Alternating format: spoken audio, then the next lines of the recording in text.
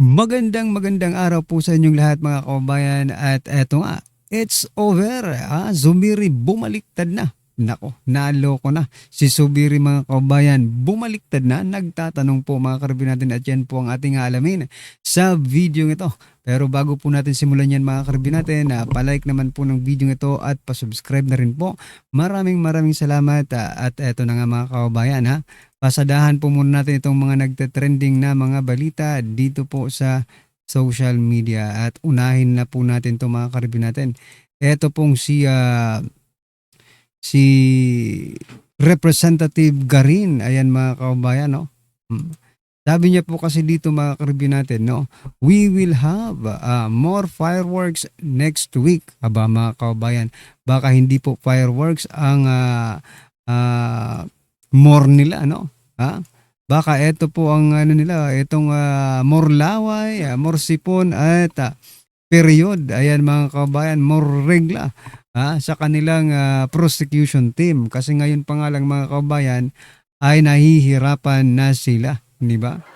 Huwag niyong lokohin yung mga sarili ninyo, di ba? Garin, pinalalakas mo lang yung loob ninyo eh. Pero halatang halata naman ng taong bayan. Taong bayan po ang dapat humusga sa inyo, di ba?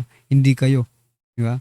So, kayo lang din nagbibigay ng mga grado ninyo eh, para kayong mga ano diyan, mga buwang, di ba? Bakit ninyo gagraduhan yung sarili niyo?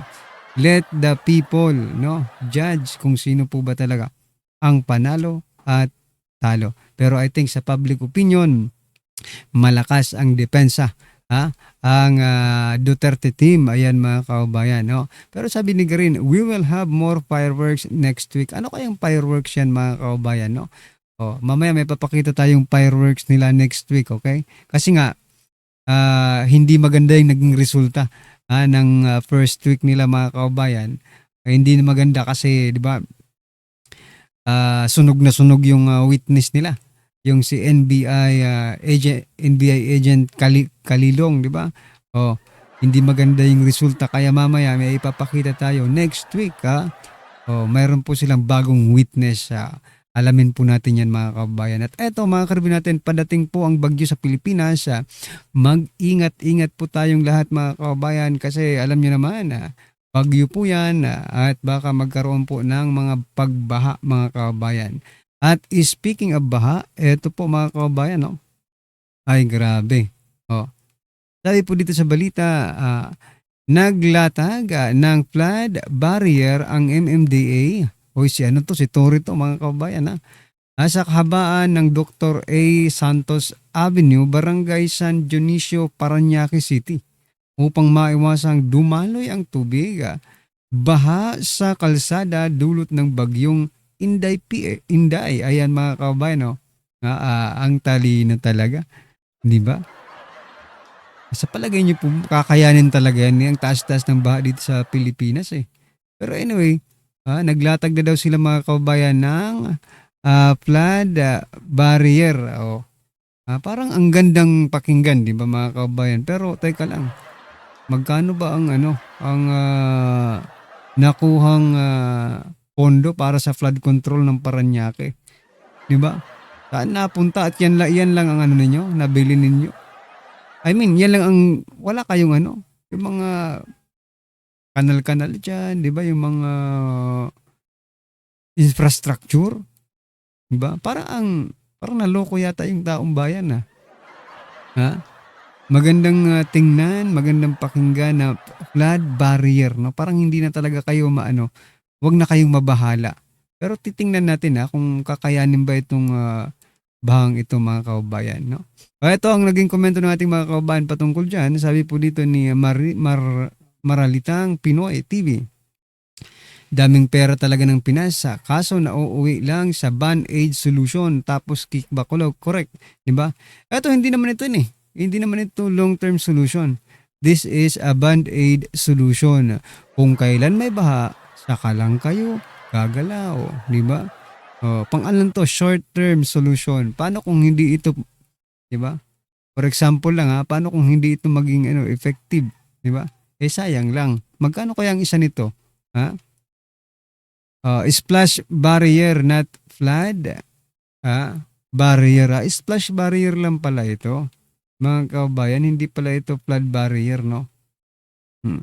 Magkano kaya isang barrier na yan? Baka katumbas ng isang project ng flood control sa area na yan. Tapos band-aid solution lang ginawa nila. Logi naman tayong mga taong bayan, correct ka, di ba? Sinong niloloko nyo? Ang tubig hindi kayang harangan, hindi gaya ng rally, correct ka? O, yung barrier ninyo, ilagay nyo na lang yan sa rally, di ba? At saka lagyan nyo ng barbed wire. Grabe kayo. Yun yung project nila eh. Di ba? Ay nako. Napakatalino, sabi po ni Joshua, napakatalino daw. Sabi naman Antonio, laki ng kupit. Plastic na lang na, aray ko po. O yan, plastic na lang. Yung flood control nila mga kaubayan, plastic na lang. O, sana tumagal yan. Diba? Anyway, ano pong masasabi nyo dyan mga kaubayan? At ito pa, pasadahan din po natin to. No? Ito na yung sinasabi ko. Sabi po dito ni Attorney Nicolas, hindi to si Kaufman. Ano ba kayo? Sino ito?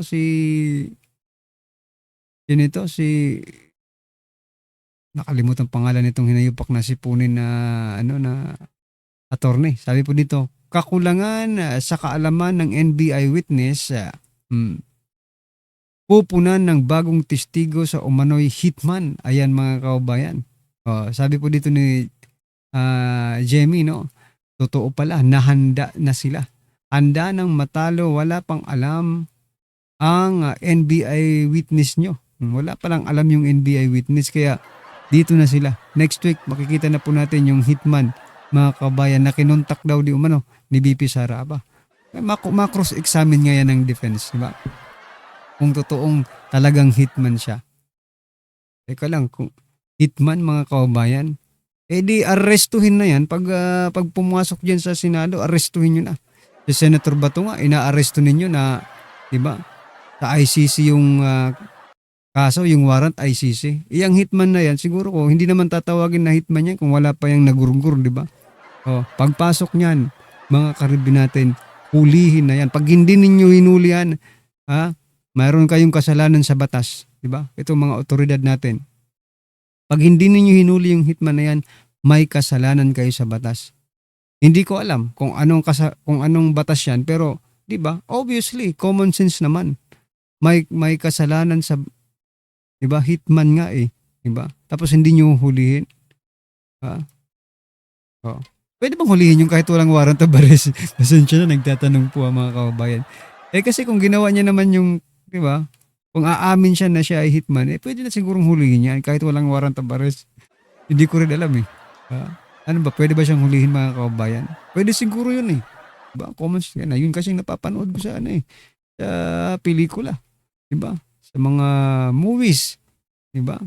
Anyway, what I'm trying to point out mga kababayan, no? Hindi kasi nila nadala. Hindi kasi sila nanalo sa first witness nila. Diba? Yung NBI agent na yon. Hindi nila na patunayan na parang panalo kami dito, alright?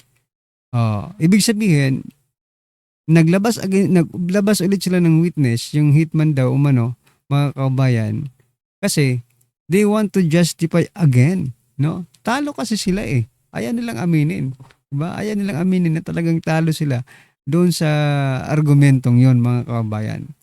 So ngayon, gagamit naman silang bago, hitman. Ayan. Ito po ang naging komento ng ating mga kababayan patungkol dyan. Sabi ni Dijon, abangan bagong kabanata ng script ng Sanib Pwersang Pinklawan at Bangag. Ayan na. May pagkukulang pala. Ayun, totoo. Sabi ni Anthony, 100% dinampot na naman yan sa gilid.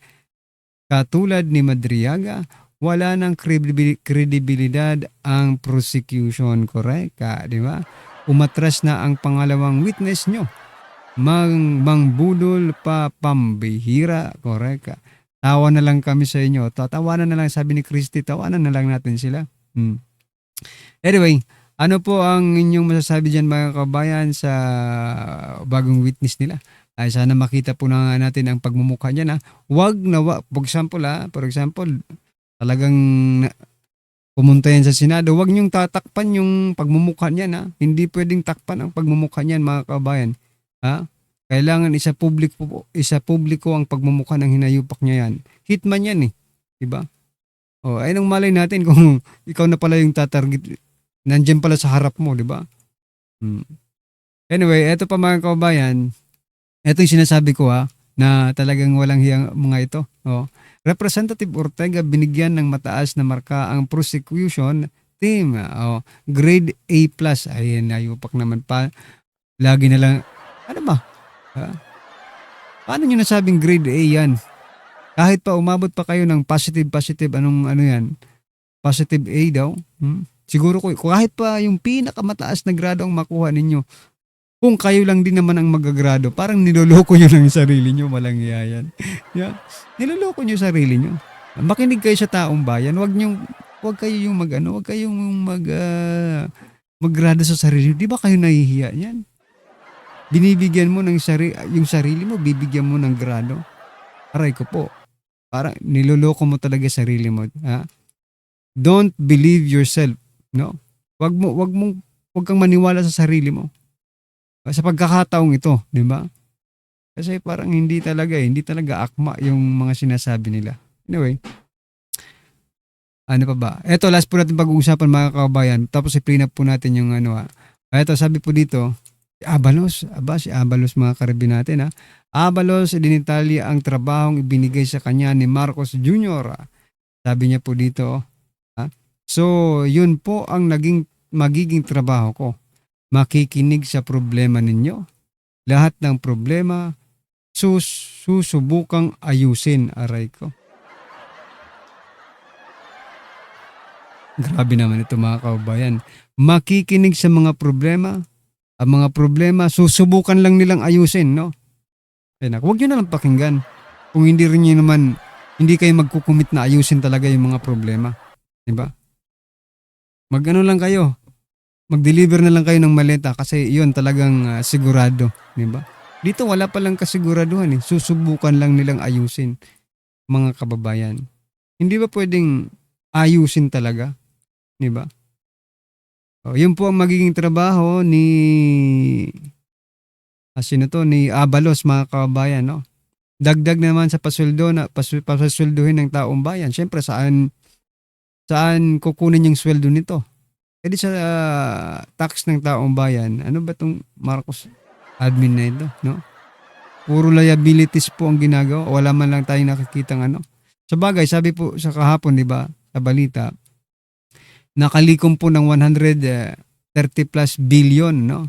Galing po sa GOCC, yung ating gobyerno. Masayang-masaya nga po si President Bongbong Marcos Jr., no? O, siguro ko, ayan, may pangmalita na naman po sila mga kababayan, no? O may pangsahod na sa mga empleyado ng ating gobyerno. Ang lalaki pa naman siguro ng sahod ng mga ito, no? Kasi hindi yan ganyan, hindi basta-basta yan magtatrabaho kung hindi malaki ang ano. Siguro kung maliit lang yung sahod nila, yeah, pero yung kickbacks naman yung malaki. Alright, ano po ang masasabi niyo dyan mga kababayan? Just comment down below mga karabin natin at eto na nga, ha? Pasadahan na po natin yung video. Pasok ka. Yes, I did. How did you find it? So far, it's good. Yeah, I think it's following the constitutional directives on how it should be conducted. You didn't see any infractions or motions that should have been allowed or disallowed? No, it's probably just Yan, few nasusubiri, ha? items like the Basahin nyo na way lang. the Senate President is sitting together with the presiding officer. Normally in parliamentary Yan, para mabasa practice, nyo. the chair yields to another member and doesn't have to sit beside him. But that's a preference, personal preference, I think. Sinasabi ko na sa iyo, Winnie. Pati itong si Justice Ascuna hindi na natutuwa sa mga... Indecisiveness on the part of the Senate President in staying halfway between delegating the chair to another and yet at the same time appearing to be in control. So that is not something to me that looks good. It's okay for one designated to preside as long as normally the way it should be done. The Senate President opens it, and then he says, I ask Senator so-and-so to chair this meeting. And then he yields. And then he's the one who closes it. So that, because he's the one really who is the normal presiding officer. Doesn't have to sit beside him, but he should be the one to open and to close. But that is parliamentary practice and it's not compulsory. Ayan mga kabayan, no, nakikita niyo dito, no? Ito si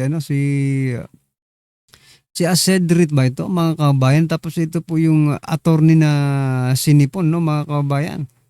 Si Ligutan, si attorney Ligutan at Asedre, magkahawak kamay, mga kabayan, no? Magkakilala pala sila, kaya pala, no? Kaya pala nasa prosecution nito si Ligutan, no, mga kabayan. Oh, dahil magkakilala pala yata ito sila ni Asedre eh. Tingnan niyo, mukhang close eh, no? Kumbaga ano lang. Pero kahit na parliamentary practice, ang atin naman dito, para hindi ka nagmumukhang tuod, di ba? Hindi ka nagmumukhang advice na Always wondered about it. A senior justice of the Supreme Court watching on television, the lawyers from both sides manifesting, stating their grounds, the articles of impeachment. When you were watching them, what were you thinking of? Were there points that you were saying, this person, this attorney? Curious ako kung nandiyan si Senator Miriam Defensor. Kanino ho kaya siya papanig? Hulaan nyo kanino? Hulaan nyo kanino siya papanig? Kay Vice President Sara Duterte. 110% kay Vice President Sara Duterte. Fearless forecast ko ho yan, mga kababayan. Kung buhay, etong si Miriam Defensor Santiago, ang papanigan niya, nasa panig ho siya ni Vice President Sara Duterte. Personally, I feel very fulfilled because it shows that what we have framed is being implemented and followed faithfully. So I'm very pleased with the proceedings as a realization of our framework for accountability. You said being followed faithfully. Is that what you said, sir? Faithfully so far, I think. When you say being followed faithfully, does that necessarily mean that Chisa Escudero sitting as presiding officer is above board, is legal and above board? I think so. It is allowed under the provisions of the Constitution because we say that when it comes to the President, the one presiding should be the Chief Justice. Bakit hindi itong si Christian Munsod ang ini-interview nila? Framer din naman siya ng 1987 Constitution. Correct. Bakit laging ito? Kasi si Christian Munsod, Dilawan. partisan. Correct. Tagwan sa dalawa. Yan. But we are not providing for who should preside in other cases of impeachment. Instead, we just said that the Senate can adopt rules to effectively implement the provisions of the Constitution on impeachment. So, and that is what it has done. So there's no prescription on who should preside among the senators in impeachment proceedings in the Constitution. What about what was brought up rather regarding the minutes of the meeting Yes. during the The 19... exchange between Monsod and Davide. Davide wanted to insert an amendment stating that in all other cases, the Senate President shall preside. And Mr. Monsod said, kailangan po ba natin ilagay yan? Do we have to put that? And then because of that remark, Commissioner Davide said, I withdraw my proposal to insert this amendment. That does not mean that the proposed amendment was passed by implication because it was not even discussed.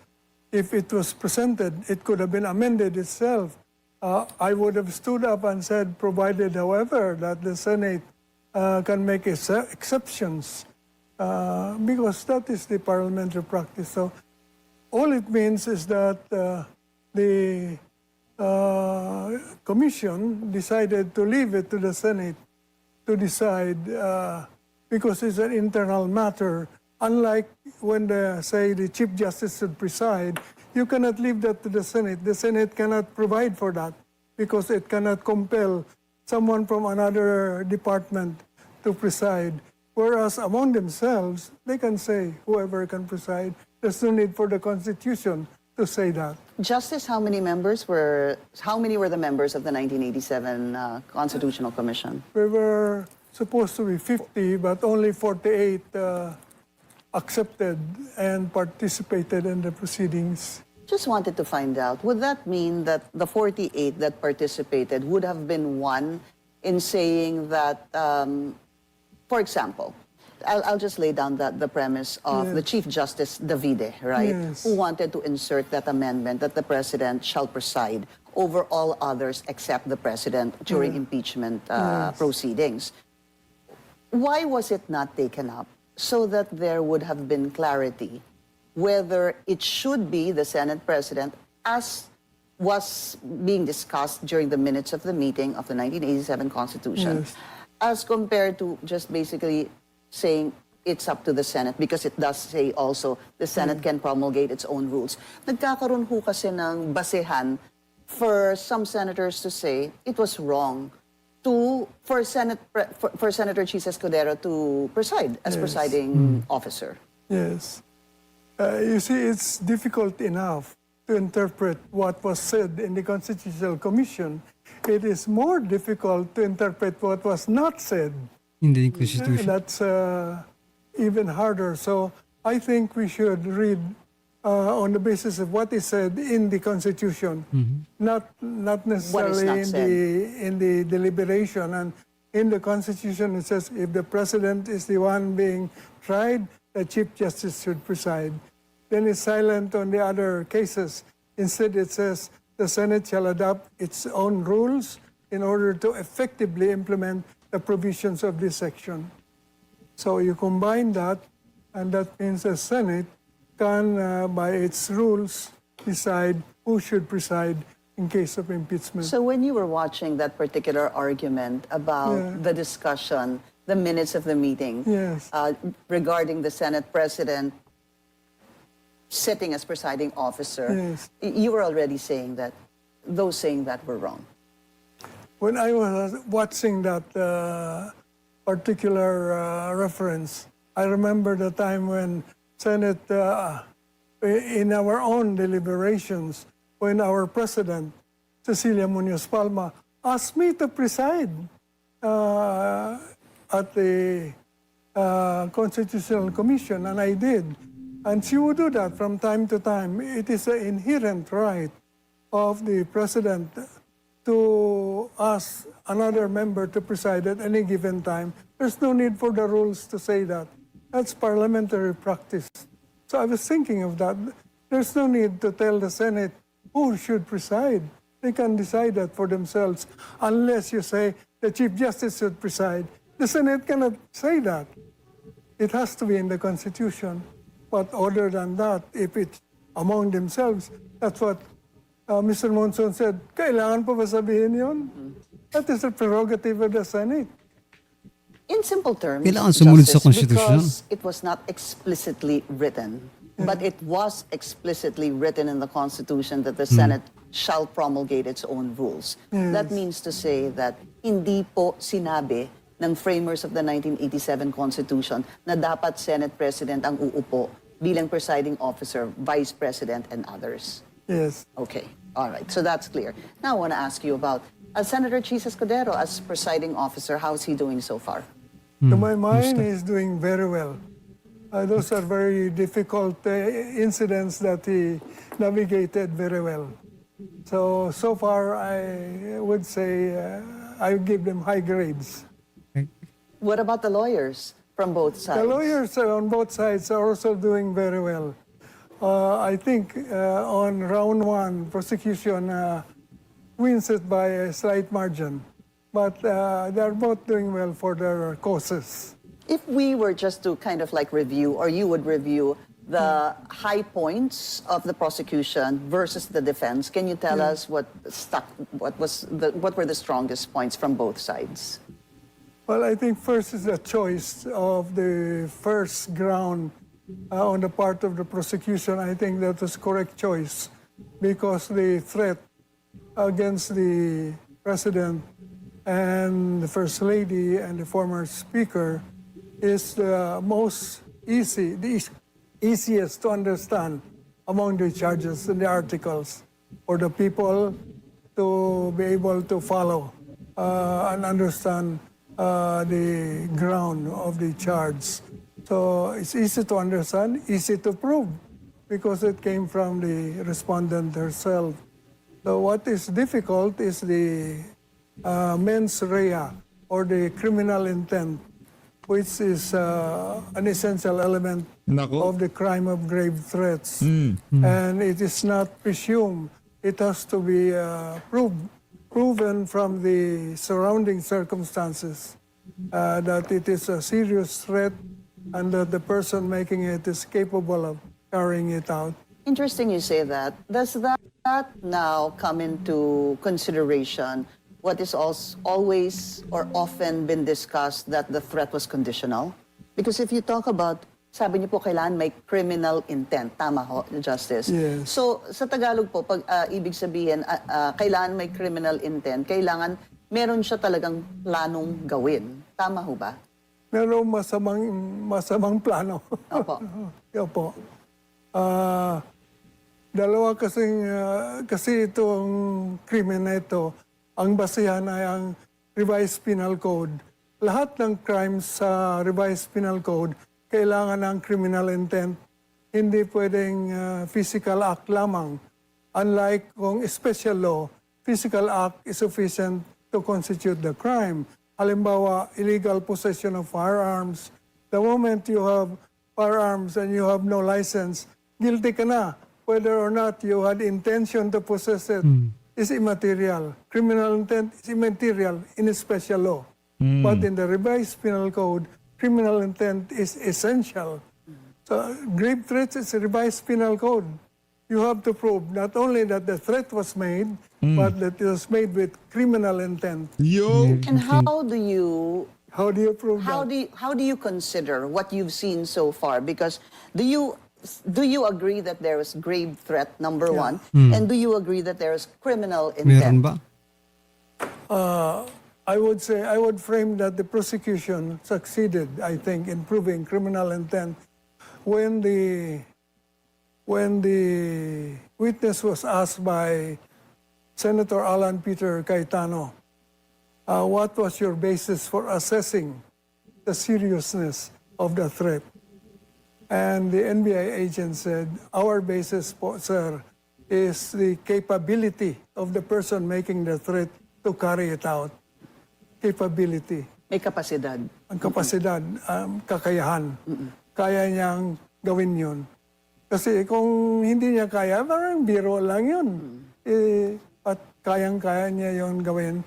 So talagang nakakatakot. So serious. So because one is capable or has the capacity to do that, Yes, that's criminal one of the elements that go into the assessment of whether or not there is criminal intent. And I think that was a very good answer. May very point good din sila, di point. ba? And it's honest. I think they Pero really talo do pa rin that. tayo. And that is a smart thing to do. Because, you know, when you are playing chess, you're examining the position May mga of butas your yan eh. opponent. You do not judge the opponent based on what you think his intention is. You base it on what he can do based on the position. What is his capability? And you have to frame your moves based on his capability, not on your interpretation of his intention. Because intention is shown by capability. Ang problema nga mga kababayan, no, o sabi nga ni Associate Justice, no, parang chess mga kababayan. Pero, di ba, BP Sara also predicted, no, na siya po ay may banta sa kanyang buhay, kaya niya yun nasabi. So, kung ganyan po ang pagkakataon, mga kababayan, di ba? Parang di ba, depensa lang yun, mga karibyo natin. Depensa lang na hindi siya maunahan. At kung maunahan man siya, kakainin pa rin, di ba? Kumbaga, tawag dyan yung pinapakain mo yung parang bait lang, bait, di ba? O kung for example, kasi sabi ni BP Sara, magugurguro siya. Diba? Kung ipinakain mo yung pawn or yung queen, di ba? Sabi natin yung queen. Pero nandiyan naman yung king sa tabi or nandiyan yung horse sa paligid o kung ano man, bishop, mga kababayan, di ba? Na nakaumang na para pag kinain yung king or yung queen, kakainin niya rin yung kumain, mga kababayan. Especially kung yung kakain ay yung king na. Yari. Di ba? Tayo, hindi tayo masyado maalam sa chess pero syempre na-imagine din natin, no? Kumbaga, depensa nga lang yun ni VP Sara. Na depensa lang na hindi siya maunahan kasi nga may threat din sa kanya. Di ba? Mas madaling intindihin. Alright, ano po ang inyong opinion dyan, mga kababayan? Just comment down below at syempre wag pong kalimutang i-like ang video ito. Malaking tulong po yan. Maraming salamat po.